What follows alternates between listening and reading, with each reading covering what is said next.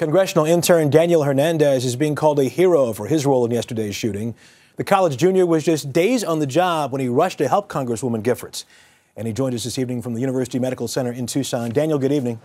Good evening. How are you? I'm doing just fine, sir. Take me back to yesterday, if you will. You're at the event. You hear gunshots. What did you do next? I was about 30 to 40 feet away around the corner helping sign people in for the event. So I tried to rush towards where the Congresswoman would be. When you got to the Congresswoman, what condition was she in, and what did you do? When I got to the Congresswoman, there was a few other people who were down. So the first thing I did was to check pulses and to see if they were still breathing.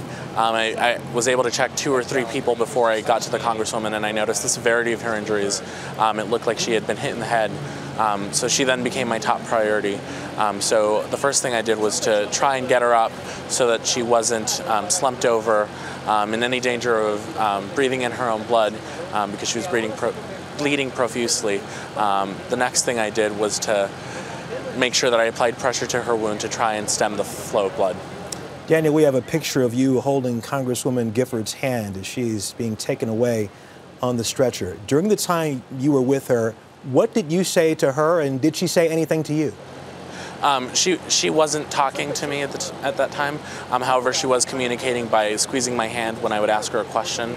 But the main thing I was trying to do after the EMTs came in was to try and give her some comfort and try and just let her know that someone was with her. I understand. It has obviously been a very emotional 24 hours for you. How are you doing? How is the Congresswoman's staff doing?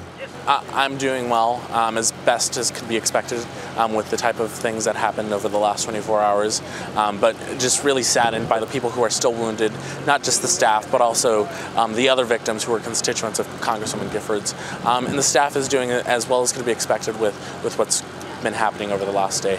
Daniel Hernandez, we thank you so much for sharing your story with us. Thank you so much, Russ.